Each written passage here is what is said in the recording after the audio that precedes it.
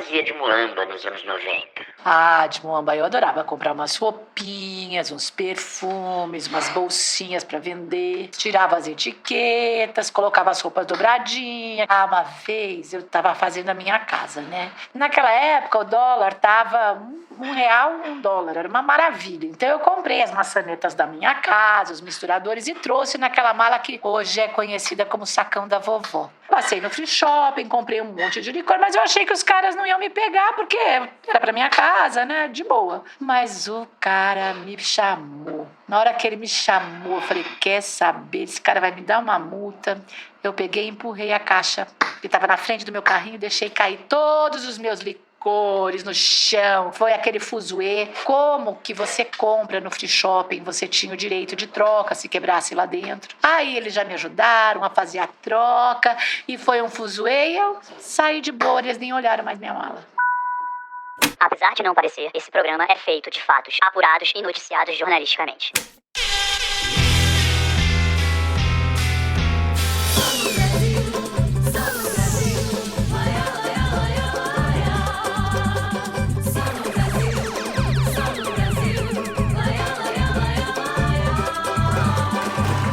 Olá, meus amigos ouvintes! Bem-vindos! Da Wondery, esse é mais um episódio de Só no Brasil. Eu sou o Vitor Camejo. E eu sou Pedro Duarte. Vitor, o que você vai contar hoje aí que traz aquele sentimento que pode ser amor ou pode ser azia quando a gente fala em Brasil? Ah, rapaz, pra falar do charme, do molho brasileiro, não tem jeito melhor, Pedro. Hoje a gente vai falar sobre duas paixões brasileiras, futebol e muamba. Olha aí. Mais especificamente, o caso verídico de um voo que chegou no Rio de Janeiro no dia 20 de julho de 1994. Dentro desse avião, Pedro, estavam jogadores da seleção brasileira que tinham acabado de ganhar a Copa do Mundo dos Estados Unidos. Clássica Copa de 94. Pois é, então. Só que quando esse voo, que carregou os atletas, os dirigentes, a galera, veio de volta pro Brasil, ele trouxe também algumas toneladas de excesso de bagagem e de cara de pau. E é sobre esse caso que a gente vai falar aqui hoje. Pedro, me diz, tu lembra dessa Copa do Mundo? Essa foi a melhor Copa, bicho. Copa Raiz, Copa Clássica. Eu lembro que foi a primeira vez, inclusive, que eu ganhei um bolão na minha vida. R$15 no bolão do prédio. R$15 na época valia muita coisa. 94. É, rapaz. Então, no câmbio de hoje, isso aí dá uns R$150. Pois é, dá pra comprar um Uno.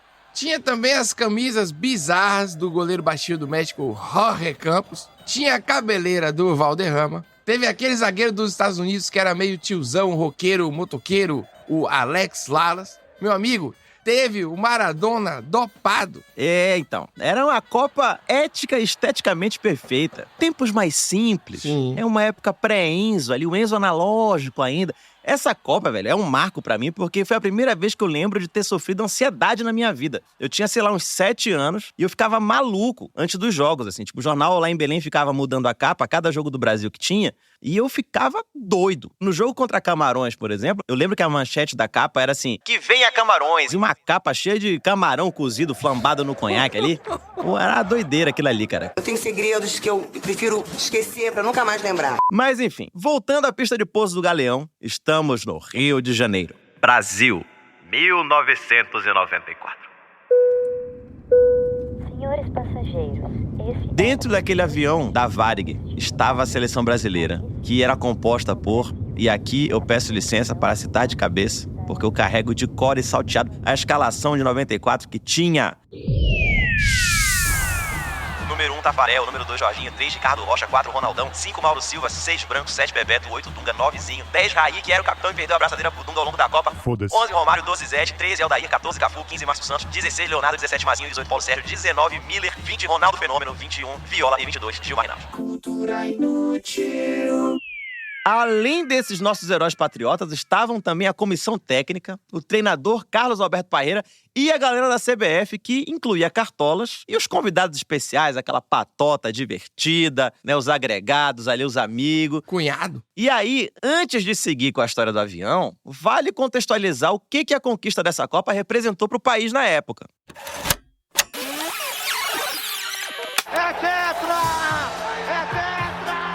O Brasil tinha acabado de levar o caneco depois de 24 anos de fila. Desde 1970 que a gente não ganhava o Mundial. Então, a euforia estava enorme. E some-se a isso o fato de que menos de 3 meses antes, no dia 1º de maio, o Brasil tinha perdido o Ayrton Senna, né? Que teve um acidente trágico lá em Imola. E o Brasil ainda estava chocado, de luto, quando essa explosão de alegria bateu. E indo pra fora do esporte, né? Se é que Fórmula 1 é esporte também, né? Brincadeira. O país estava numa lua de mel com um plano real. O pacote econômico do governo Itamar Franco tinha acabado de entrar em vigor, dia 1º de julho daquele ano. A inflação estava controlada, as pessoas melhores financeiramente. E aí vem uma parte muito importante que é o dólar, Pedro, tinha despencado, mano. Que beleza. Na semana que os nossos gladiadores na camisa canarinho chegaram com a taça, o dólar tava na casa dos 92 centavos de real, meu amigo. Ou seja, com R$1 você comprava $1 e ainda sobrava um troco com uma balinha Sete Belo. A balinha Seven Beautiful. Esse aí era o país ali em meados de 94, ou seja, cenário perfeito para glorificar de pé os campeões da Copa do Mundo de futebol. Nas ruas, no rádio, na televisão, na casinha de sapê, só se falava na conquista do Tetra, velho. Toda hora aparecia um flash de algum lugar que a seleção tava passando, sendo recebida com festa, desfile em carro aberto dos bombeiros, aquela alegria. E antes de chegar no Rio de Janeiro, a seleção fez uma mini tour pelo país, com escalas em outras cidades. A primeira parada foi em Recife e depois eles foram para Brasília, onde a seleção chegou escoltada por caças da Força Aérea, recebidas ali com honra, pompa e circunstância pelo Itamar Franco, que era o presidente, com seu lindo topete presidencial. Como todo bom político, o Itamar quis tirar uma casquinha do troféu e colocar na conta dele. Dá uma olhada nessa notícia que narra o encontro da seleção com o Itamar. O troféu surge nas mãos do capitão Dunga e o capacete de Ayrton Senna nas mãos de Parreira. No alto da rampa da Praça dos Três Poderes, o presidente Itamar Franco entrega a medalha do Mérito Desportivo para os jogadores, a mais alta condecoração que um governo concede a um atleta. Eu arrepiei, moleque. Eu arrepiei. Essa pra sair só foi ver tanta camisa da CBF no dia 8 de janeiro de 2023. Mas esse é outro assunto, hein? Copa do Mundo, alegria, galera. Alegria. Depois de Brasília, é que vem a parte boa. É aquele momento que enche o coração de amor e o fígado de raiva. O cenário agora sim, Aeroporto de Galeão, no Rio de Janeiro. E na chegada ao Rio de Janeiro, rola aquela cena que já se tornou icônica, do Romário pendurado pra fora da janelinha da frente do avião com a bandeira do Brasil. E é aí, meu amigo, que a mágica acontece. Parecia que o desembarque no Rio de Janeiro seria tão grandioso quanto em Recife e Brasília. Ao chegar no Rio, a seleção brasileira é ameaçada pelo leão da Receita. Alguns começam a se irritar e os jogadores ameaçam jogar fora as medalhas oferecidas pelo presidente Itamar. Ô, louco, ameaçados pelo leão. Leão. Parece que era um leão de verdade ali, que botaram pra comer os caras. Seja a pessoa que for, se me atacar, eu vou atacar. Devia estar rolando aquele pagode maneiro, né? No avião, só pra contrariar um molejão. Todo mundo chega feliz e aí vem o leão. Quem vai pro Paraguai teme isso toda vez que cruza a longa ponte da amizade, viu? Quem chega de Miami também, viu? É, então, só que aqui era só um monte de jogador voltando apenas depois de ganhar a Copa do Mundo, meu amigo. Os caras têm um troféu da FIFA e um monte de medalha da presidência feita de refém. É uma tempestade perfeita, é brasileiro com dinheiro na mão, proibido em vários países. Coloca em cima disso mais ainda um caminhão de grana, só de patrocínio, e todo o pacote que vem junto. Tava todo mundo montado no capital, nos Estados Unidos, com dólar a menos de R$1. E aí, meu irmão, faz a conta, Pedro, e me fala, nesse cenário, o que todo brasileiro faz? Compra! A gente compra tudo que dá. A gente compra com dólar, qualquer dólar. A gente compra. Imagina com esse dólar maravilhoso aí. Muambagem pesada. que deve ter vindo aí de creme Victoria's Secret, chocolate Lindt, roupa de gosto duvidoso e Super Nintendo. Nessa bagagem aí dava pra encher o Maracanã todo. É, rapaz, a seleção saiu do Brasil com uma carga de 2 toneladas. Na volta, o peso total era de 17 toneladas, meu amigo. Normal. Os caras trouxeram 15 toneladas de muamba, papai. Já na saída dos Estados Unidos, o voo atrasou mais de 2 horas, porque demorou pra embarcar tudo que a rapaziada tava trazendo. Pra ilustrar melhor pra vocês em casa, foram necessários 2 caminhões e 6 caminhonetes para transportar a bagagem da seleção lá nos Estados Unidos. Até o massagista da seleção, que atendia pelo maravilhoso apelido de Knockout Jack, teve que ajudar o pessoal do aeroporto de Los Angeles lá a carregar tudo pra dentro do bagageiro do avião. E isso tudo saiu em matérias da Folha de São Paulo nos dias 20 e 22 de julho de 94. O voo era fretado, então não tinha problema de excesso de peso. Era aquele open bar de bagagem, meu amigo. Podia trazer tudo. Mais um benefício do cartão CBF Platinum Golden Plus. Só que eles esqueceram de combinar com a alfândega. É aí, nesse momento, que entra em cena um ser humano dono de um lindo nome. Belson Martins Pureza. Belson Martins.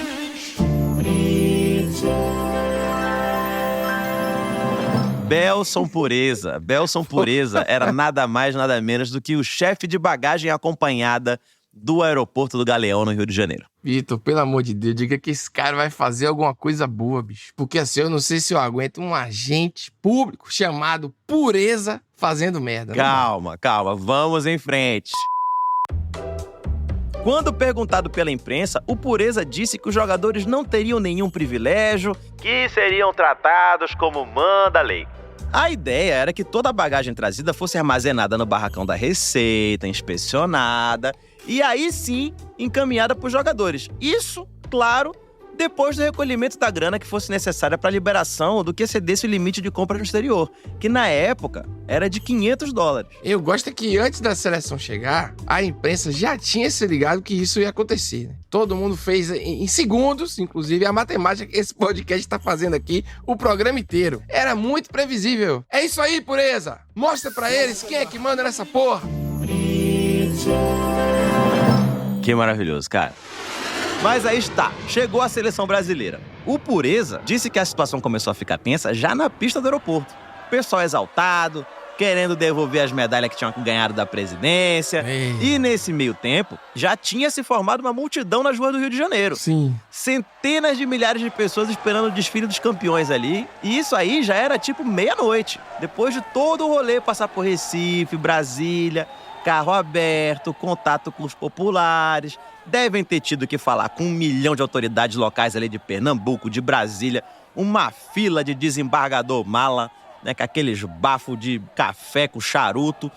Até hoje esses caras devem ter aquela camisa autografada pelo Márcio Santos, pendurada na varanda gourmet ali do condomínio. Isso sem contar o detalhe de que eles tinham acabado de jogar só uma Copa do Mundo inteira, né?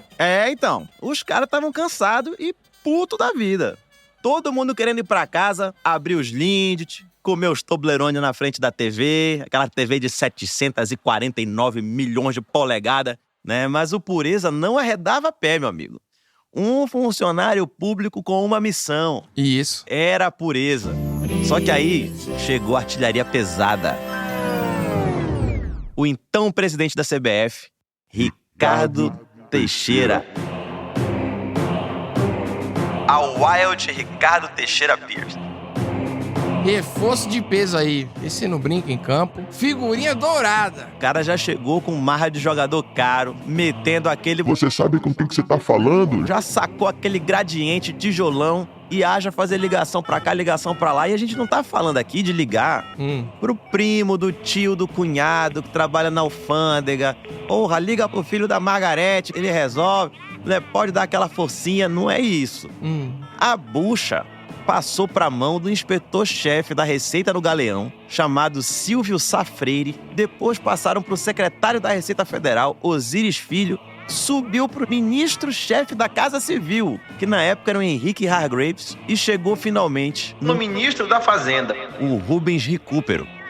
O cara liga pro ministro da Economia do país pra desenrolar uma muamba.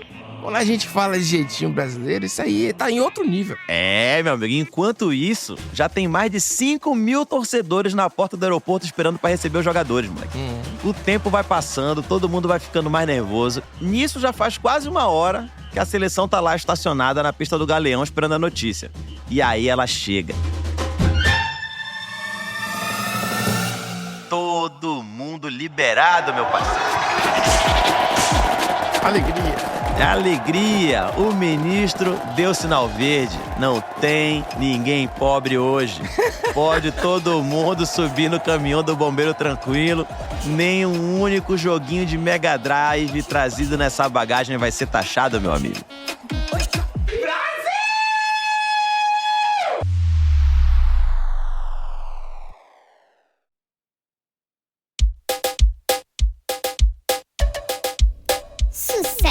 Pedro, é o seguinte.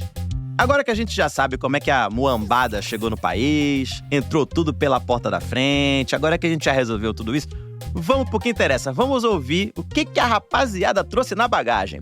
A gente consegue perceber a personalidade de cada um aqui só pela lista do que eles trouxeram. Por exemplo, Carlos Alberto Parreira.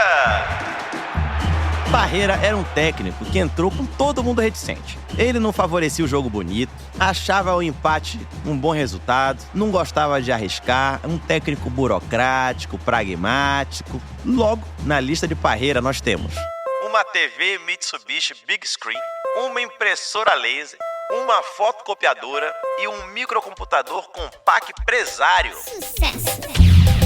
Ele tava já prevendo pandemia e tudo, bicho. Ele montou um home office. O cara tinha uma copiadora em casa. O cara pensou, se eu vou comprar uma fotocopiadora. Quem pensa? Pior que eu tô com saudade do Parreira.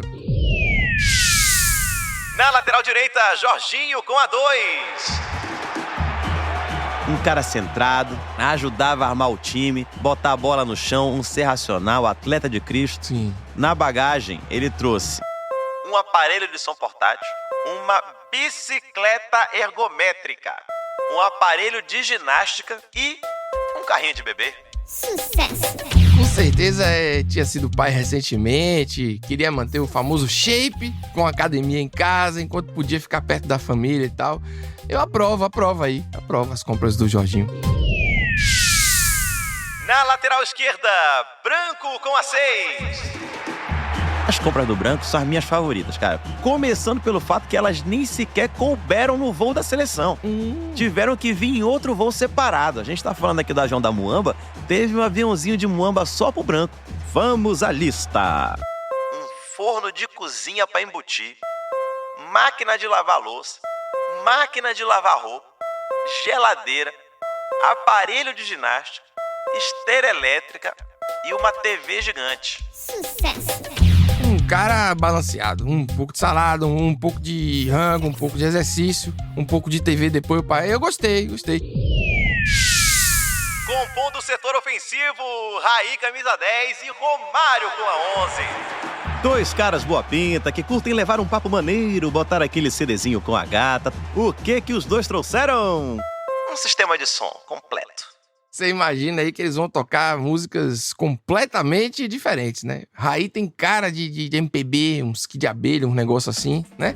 E Romário a gente sabe, Romário é da festa, do pagode, do funk, do axézão, no talo. E essa é uma lista de produtos que foi publicada pela Folha de São Paulo, com os dados que um repórter anotou nas caixas que estavam sendo carregadas no avião lá em Los Angeles. Então ela não está completa. Por exemplo, sob o nome de Ricardo Teixeira, aparece apenas Sela de cavalo. E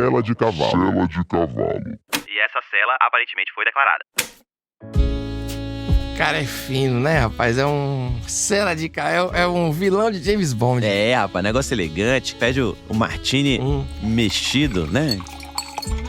Mais pra frente, em 95, a Receita disse que as chopeiras instaladas numa boate que o Ricardo Teixeira tinha na Gávea, a El Turf, também entraram pelo voo da Muamba. As chopeiras chegaram a ser lacradas, só que depois elas foram liberadas pelo Tribunal Regional Federal. Caramba, cela de cavalo e boate no Jockey Club do Rio de Janeiro, velho. É um cara, uma temática equina do Ricardo Teixeira, né? Cara, me dava um trabalho ser cidadão no Brasil. E pra contrabalancear com ele, teve um cara que não trouxe muita coisa. Ronaldo Fenômeno.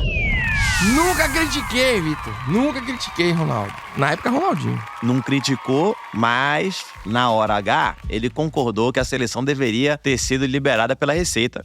E ele disse aqui, abre aspas, eu concordo com a exceção que abriram pra nós, porque a seleção batalhou bastante pra conseguir o título. Fecha aspas. Eu retiro o que eu disse, sempre critiquei o jovem. O jovem Ronaldo Fenômeno, rapaz. O jovem. E olha o preju que essas singelas comprinhas geraram para o erário público. O inspetor-chefe da Receita no Galeão, o Silvio Safreire, calculou o prejuízo em $1 milhão, que hoje em dia daria mais ou menos, 12 milhões de reais, lembrando que o dólar e o real eram quase do mesmo valor na época. 12 milhões já dava pra dar entrada em uma kitnet em São Paulo. Você consegue os melhores cativeiros dessa cidade aqui com esse dinheiro.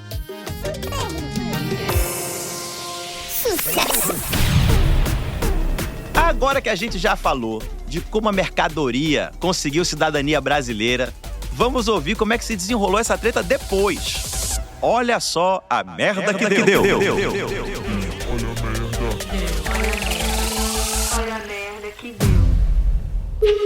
O secretário da Receita Federal, Osiris Lopes, e Silvio Safreire saíram dos cargos depois de bater de frente com um bonde da seleção. Sobrou nada. Depois do incidente, 67 dos 96 delegados e inspetores da Receita Federal estavam com pedidos de demissão apresentados. O voo da Muamba foi para a justiça e, obviamente, se arrastou por anos. A CBF, do Ricardo Teixeira, pagou depois, segundo a CPI da CBF Nike, R$ 46.209,60 de ICMS e só isso bancou a conta de todo mundo. Só aquela cela de cavalo ali já passava disso, fácil. Agora, vale contar mais uma presepada para fechar com chave de ouro essa merda toda. O Luiz Gustavo Viveiros, que era o diretor da CBF, ele não foi citado aqui em nenhum momento e meio que não aparece muito no rolê também. Mas a gente vai ter que mencionar ele por honra ao mérito, porque é dele a justificativa mais bonita dessa pataquada toda. Ele disse o seguinte, abre aspas, a seleção trouxe excesso de bagagem, excesso de garra, excesso de alegria. E esses dois últimos são os mais importantes. Fecha aspas. Que maravilhoso. Isso é arte. Isso é brasileiro demais. Só no Brasil.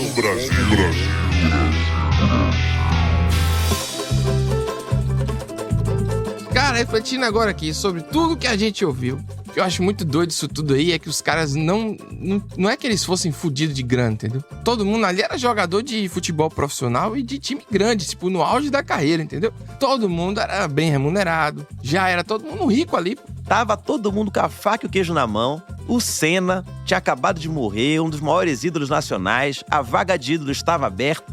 Tava lindo demais e os caras se superaram, velho. Vence a porra do campeonato mais difícil do mundo e não conseguem concatenar as ideias pra simplesmente pagar o que tava devendo. Mas é como se fosse uma versão natural, pô, uma fobia ao fisco, uma fiscofobia que a gente tem aqui.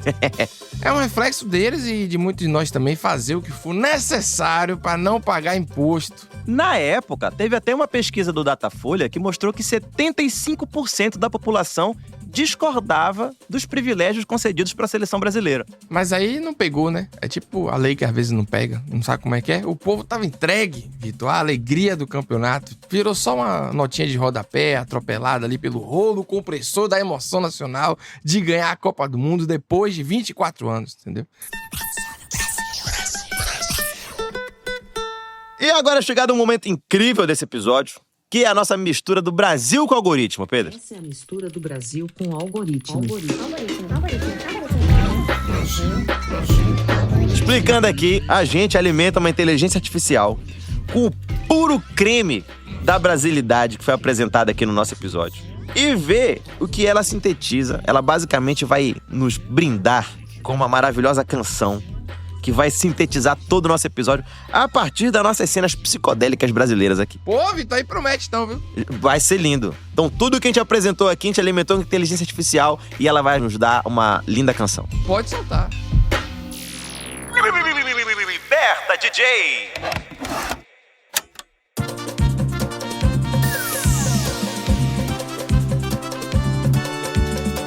A seleção viajou lá pros States,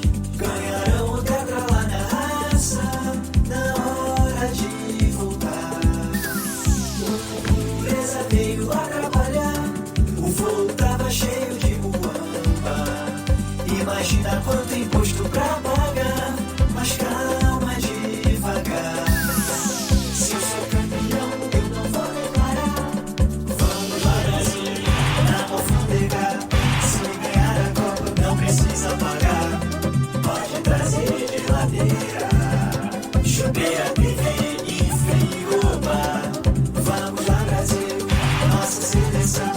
Se der um problema, usa o pistolão. Puxa o xijolão, faz uma ligação. E quando atender, eu vou passar. Tenho a Copa, sou o herói da nação.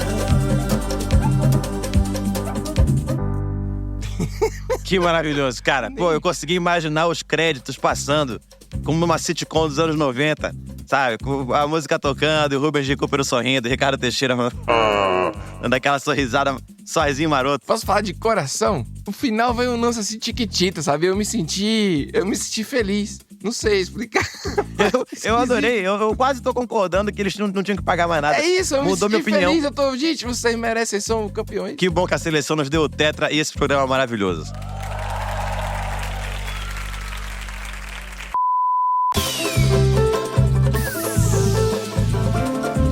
Pois é, rapaziada, esse foi o nosso episódio. Mas semana que vem a gente volta pra jogar luz em coisas que fazem a gente estufar o peito e dizer: ai, ai.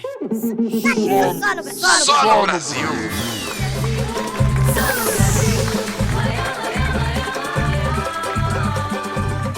Só no Brasil é um podcast da Wondery, com produção da Pipoca Sound e apresentado por Pedro Duarte e Vitor Camejo. A direção e o roteiro são do Afonso Capelaro e do Pedro Spreger, com comentários meus e do Pedro Duarte. A pesquisa é do Daniel Castro. A edição de som é feita pela Betina Calmon e Eduardo Keller. A música original, desenho de som e mixagem são da Betina Calmon, do João Jabassi e do Luiz Rodrigues. A checagem é da Thaís Mandarino. As artes são feitas pelo Luiz Rondinelli e o clearance é do CQS FV Advogados. Pela Wondery, a produção executiva é de Fábio Silveira, Jéssica Redburn e Martin Louis. A produtora associada é Giovanna Romano Sanches.